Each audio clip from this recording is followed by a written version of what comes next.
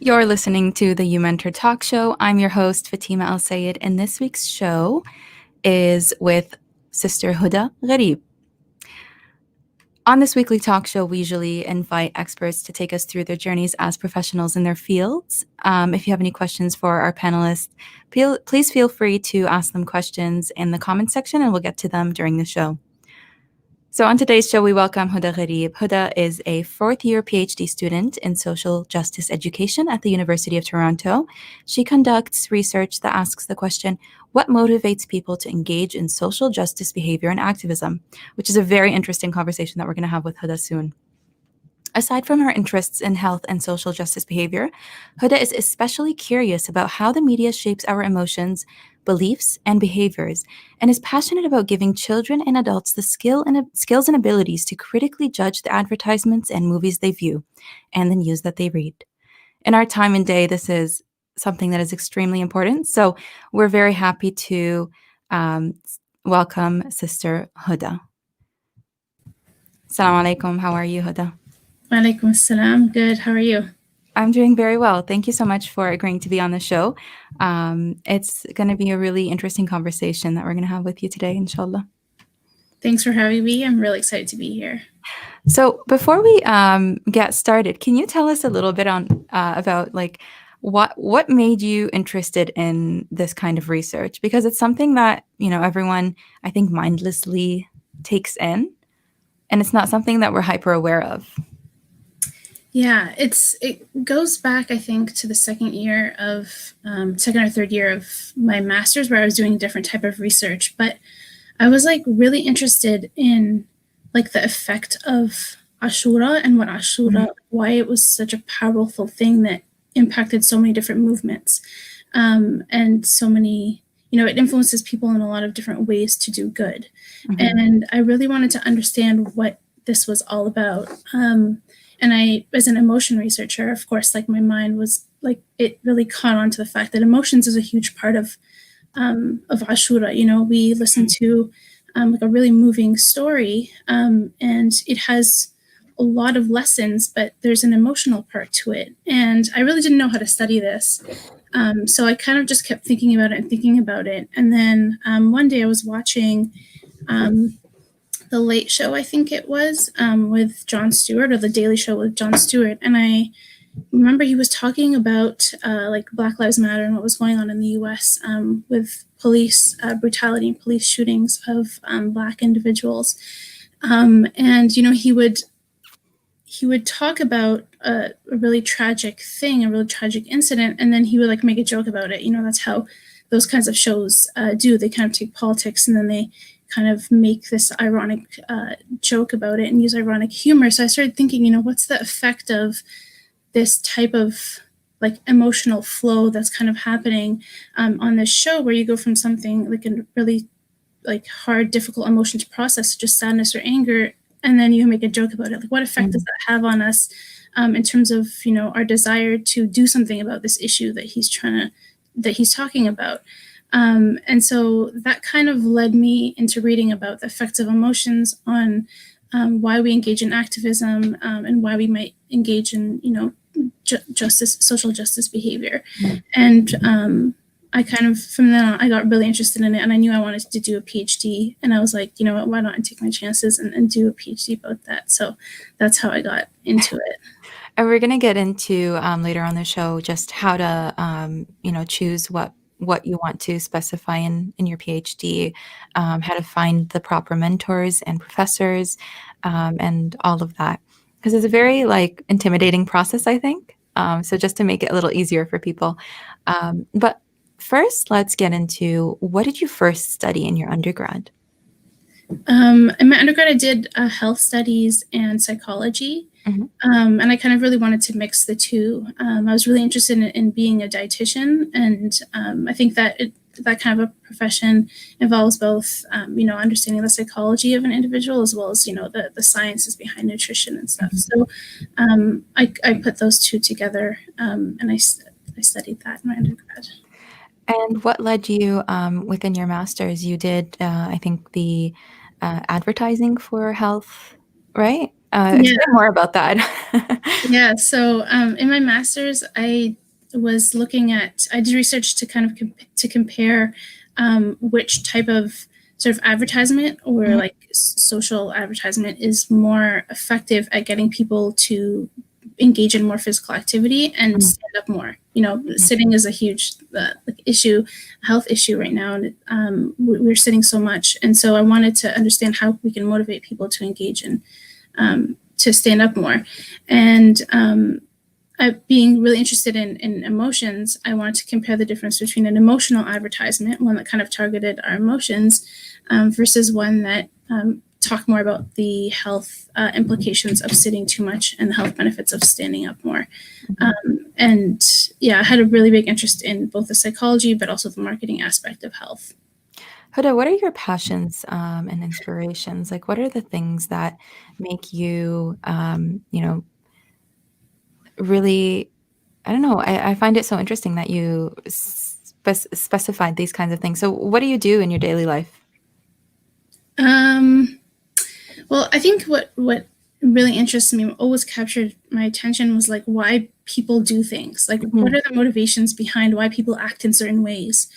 And I mean, ever since I was a kid, like for example, my sister would be like, "Why are you staring at people?" You know, and I used to stare at people a lot. But I think as I grew older, I started to realize that like I was looking at people because I was interested in their behavior, Mhm. and that kind of came, I guess, as I grew older, it kind of manifested into the work that I do.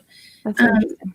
but I think the media is also really interesting to me because like it's all around us and it shapes our Mhm. behaviors and our emotions and our beliefs like really strongly. And so I just get really interested in the sort of interaction between the media and human behavior. Yeah. So yeah. And I know that you do a little bit of really cool art. And it's really interesting. Like I love the your Instagram account. If we'll just pull that up quickly, can you tell us your Instagram, and then people can check it out? Sure, it's Hoda underscore G. So it's HODA underscore GEE. Yeah. And can you tell me about how you got into that art before we get into the conversation on your specific field in your PhD? Sure. So I love art as a way to like take a break Hmm. from the PhD, and so about I think almost 2 years ago now, I started doing like mandalas. I thought that they were a really nice way to sort of relax and do something that was creative, and and it was like there was just a lot of meaning in it, I think, and then so I'd kind of use that as a form of a break from my work, and then I think or like really early around lockdown time when Corona first started happening, I started my Instagram actually, and then I saw that there was a lot of like Islamic art tutorials and just a lot of beautiful work out there, and that kind of led me from moving from Mandela's to Islamic art, Hmm. and I really really loved it because of the spiritual and cosmological aspect that actually underlies all Islamic art. Hmm. So that was a really big driver for me. That's awesome. And we're going to pull up quickly just I'm going to share a screen of your art. Okay. If I can pull that up, I have to, one second. Okay. So here's one. And that gives you one kind of example of the art that you're doing, which looks really, Yes. really cool. Yes. Thank you. That one's very special. And what I like about this concept is you took something that is, a Mandela, and you really applied it to, your Islamic values, which is nice. Yeah. Yeah. Exactly. I think what most people don't know about Islamic art is that it usually starts with just like a circle, Mm. and from that circle, you create so many different types of geometric designs and like even the floral sort of designs that you might see in like shrines or even in mosques. All of that starts from a circle, and that circle is supposed to represent that it's supposed to represent God actually, and the unifying entity that from which all of beauty in this world comes from. So for me, like when you're drawing that circle, you remember that. And you remember like the purpose of, your art is to create something beautiful, but also to remember Allah subhanahu wa ta'ala through it. That's so beautiful. And this is another piece right here. Yes, that was for Imam Hassan's birthday, I think, a few months ago. So let's jump into your PhD. So why are people interested in activism? Tell us more about this. Well, I think a lot of people are trying to find a way to do something about, all of the problems that we have in the world right now, whether it's poverty, whether it's racial issues, whether it's women's issues, I think a lot of people just want to find a way to be able to change something. People sort of want hope. And I think there's so many different forms of activism out there. And I think it's very important to be able to tell people, that this is one way that you can do it. This is another way that you can do it. There's so many different ways depending on, what your interests are, what your strengths are. I think people just want a way to change the situation either for them or for the community that they live in. And emotions in the media, you said that they affect and the motivation that we have to do different things. So how are you collecting that research, and how did you start, this type of, looking specifically at the media and how, because it's such a big, I think there's so much data for this, right? Yeah. There's so many ways. Yeah. Yeah. Like, how did you specify it basically? It's a long process, but I think one way to specify sort of the research that you're doing is by looking at what research has already been done, and what research may be missing, or like what the field hasn't addressed yet. And the field that I'm in particularly, it's sort of like a subset of several fields, so a subset of psychology and sociology, and they actually haven't talked to each other very much. So my research sort of combines these two fields, but also, the field is super early, like it's very new because of its history, just hasn't really incorporated emotions in a proper way.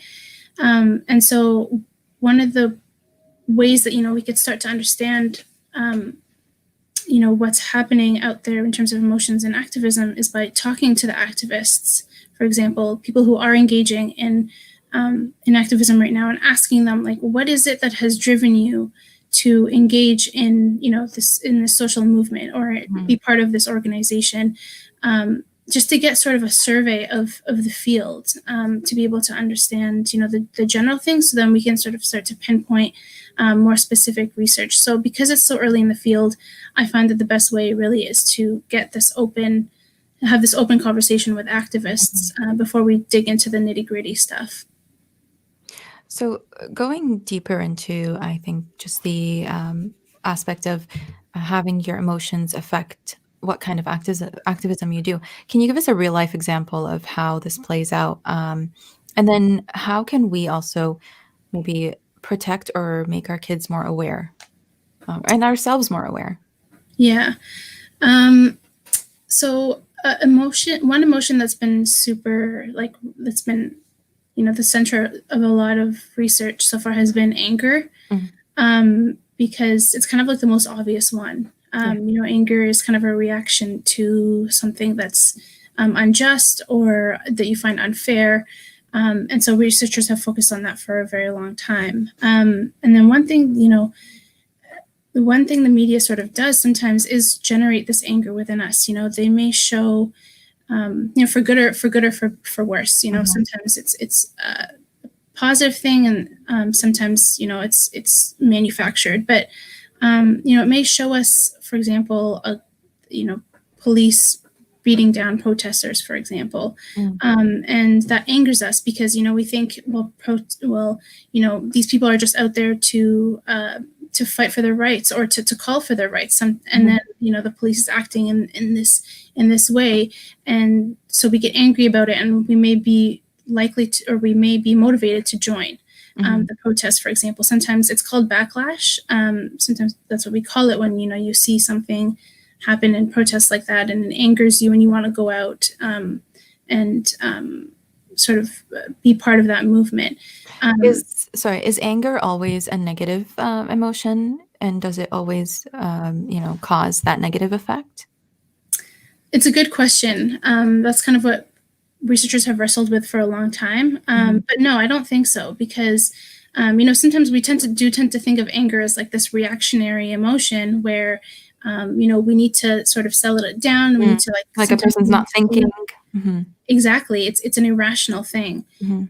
But in fact, actually, it can play a really positive role in the sense that it moves us to, when we see injustice and we get angry about it, we want to go and we want to engage in that activism, or sign a petition because that's what we feel that we can do.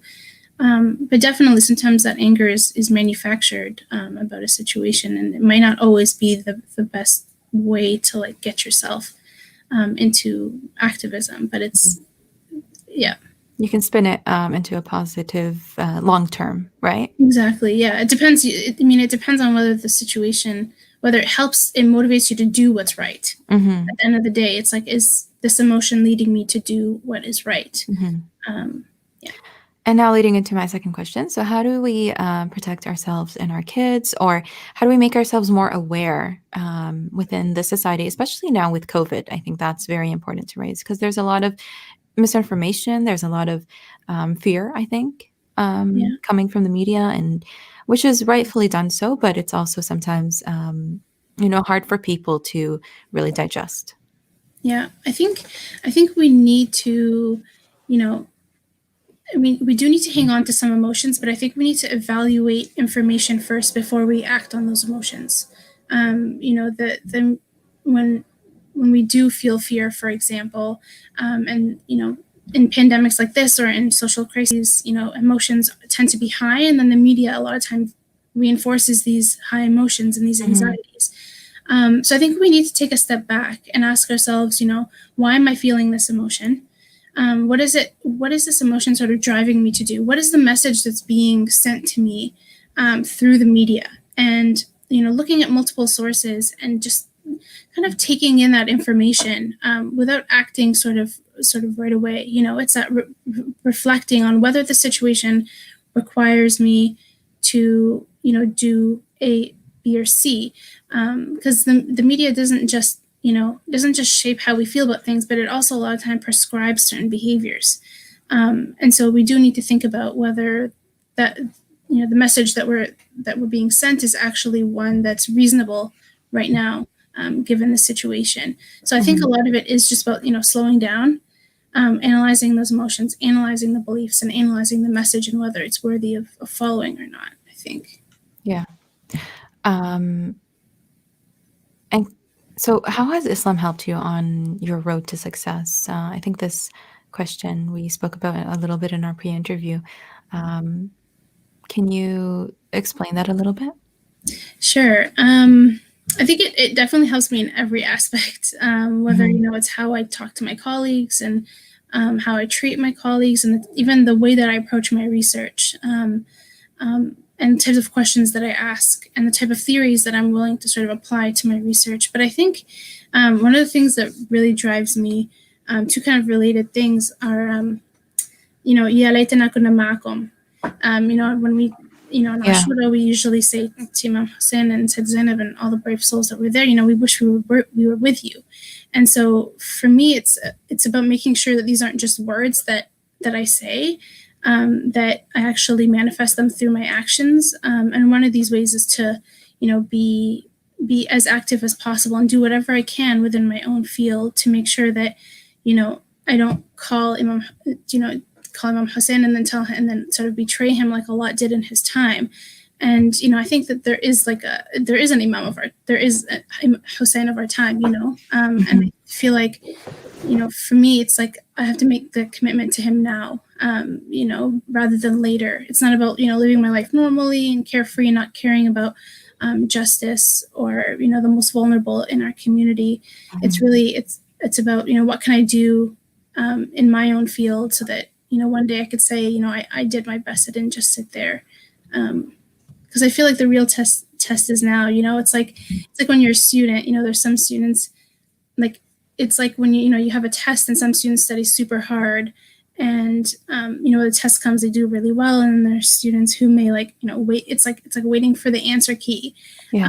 And then once that comes out, then you do the test and you get an A+, but like, who really worked hard for that A+?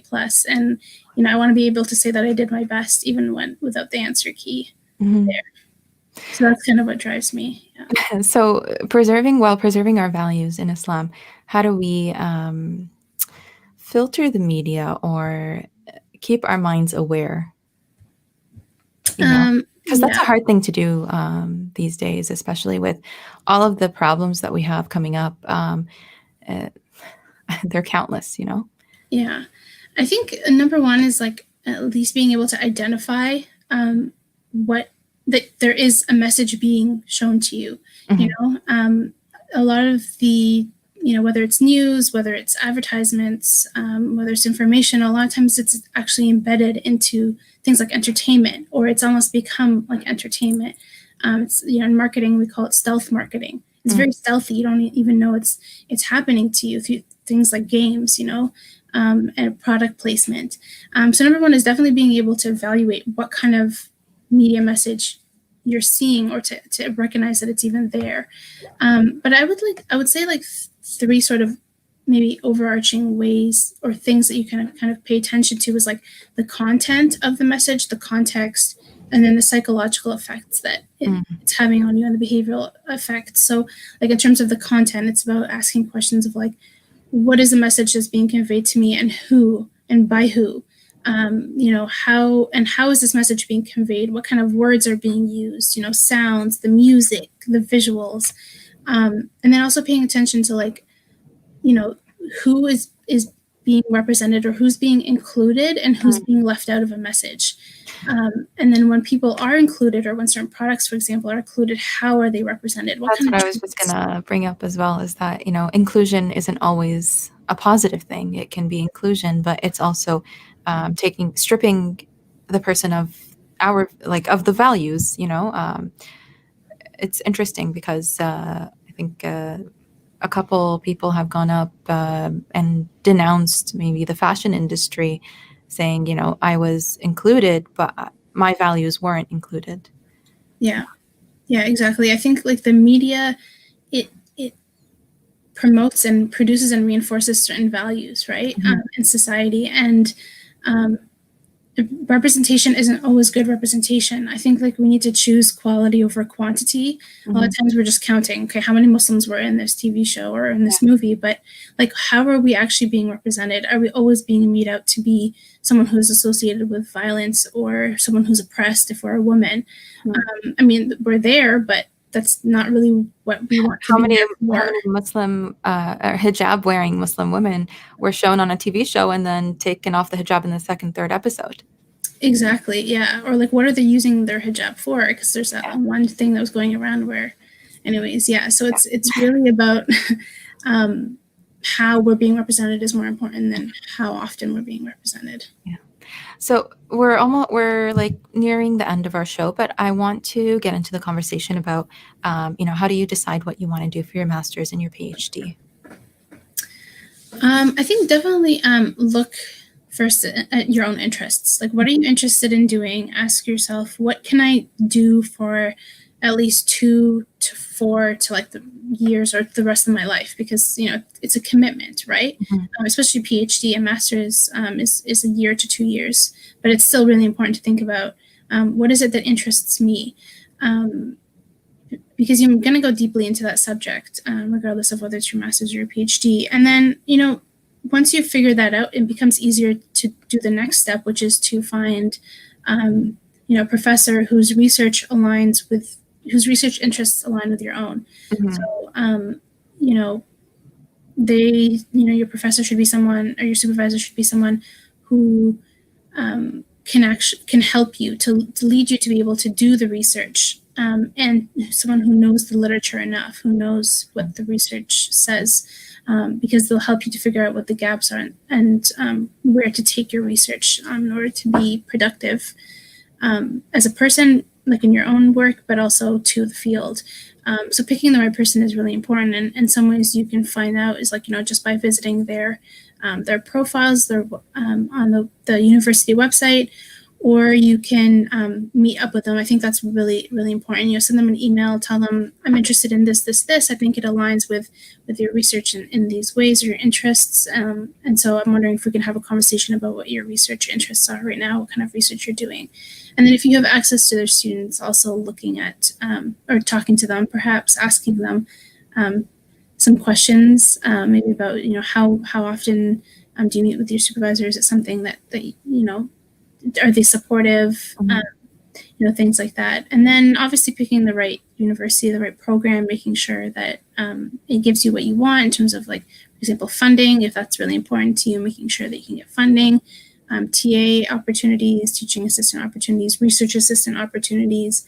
I think those are all really important, especially when you're going to a PhD, to make sure that you have access to some kind of a resource to help you to develop, your teaching and your research skills through outside of your research as well. What is the process of applying for a master's? And I think it differs from applying for a PhD, correct? So can you tell us both processes? It's not so different, but I think step number one is reaching out to your professor and making sure that they have room. Sometimes some professors are like they have too many students or they have too many obligations, and so they can't take an extra student on. So making sure to email them. And a lot of departments will also, they'll want you to have at least talked to a professor before you and like kind of made some kind of an arrangement before you apply and get accepted. It's easier to get accepted into a graduate program if you have someone who's willing to take you on. Okay. So definitely talking to a professor, making sure that they could take you on. And then a lot of the times, actually probably every time, you have to have some kind of a statement of interest. And that's where you'll talk a little bit about your background, about your research interests. And that's where you get to highlight sort of your like how much you align with the research goals of the department, right? So why are you a good fit for this department? So that's a good place to outline that. And then usually need some references, so make sure you have academic references. It's really helpful to have professors or maybe PhD students who are your TAs. And then for a PhD, it really helps to have to be more specific about what you want to do. So with a master's, you're coming from an undergrad, you may not be exactly sure what you want to do, but with a PhD, I think you really stand out if you kind of have an idea of what you want to do for your research. And it doesn't have to be final. Like a lot of times people come in with an idea and then they don't actually end up doing it. They end up doing it in a different way. Yeah. So at least have an idea of what you want to do. And then also if you can apply for scholarships before that. So like OGS, although that one you really usually apply for it when you're in the department, but like SHRC or CIHR, those are sort of like they're federal grants, I believe. So having that is really helpful, but it's not necessary. And this is specifically for like Ontario students? OGS is specifically for Ontario, but SHRC and CIHR and NSERC are for Canadians in general. Yeah. Okay, that makes sense. So any US students here, you have to reach out to someone on our platform, the Inspire platform, and then you can actually get in link with a mentor. And from there, you can go on and ask more questions for more resources. So Hoda, is it easy to balance your work and your life while doing your PhD? It definitely takes effort. It's not something that comes naturally, especially in academia. It's sort of like it's a professional space where you're expected to do so many things and so many things for free. But it can get really, really overwhelming. And so I have to it probably took me years to be able to convince myself that I needed to take a break, but it kind of got to that point where I just had to. Because it gets really overwhelming. So it's not easy. Even professors have a very hard time doing it. like a dean of our department in a meeting was like, everyone make sure you take a break this holiday. We all need it. So people have to like remind each other to take breaks. So it's not always it's not easy to do that life-work balance, but it's possible. It's possible. And what is your final piece of advice for our listeners today? I think I would say there's so many things. So I'd say definitely like when you're engaging with the media, be reflective. Always like look at, always evaluate how you're feeling and what kind of messages you're seeing. I think that's super, super important is be reflective. Don't just be a passive watcher, passive receiver of messages. And then when it comes to academics specifically, know yourself and read the literature. Once you know yourself, you know what your interests are. Once you read the literature, you have a better idea of what exactly you're interested in, what you'd like to research. I think that's really important. Thank you so much, Hoda, for sharing your experiences, for giving us a little pathway in how to, apply for a master's and PhD, and for also sharing your artwork and for teaching us how to be aware instead of be passive when we're taking in media. Thanks so much for having me, and good luck to anyone who wants to take a path in academia. And feel free to reach out to Sister Hoda through our Inspire platform as well. So you can also ask our speakers questions about their career journeys on the Emoji app. You just simply click the Inspire button on the app and the home screen. Click the question widget and then select talk show field, and you can type your questions in for any of our future speakers. You were just listening to the uMentor Talk Show. Make sure to tune in next week at 3 p.m. to hear from our next guests. Sorry, not next week. Next week is a break, the week after. So we will see you in the new year. This is actually the last show of the year. Emoji Outreach Foundation, uniting and empowering the Shia community.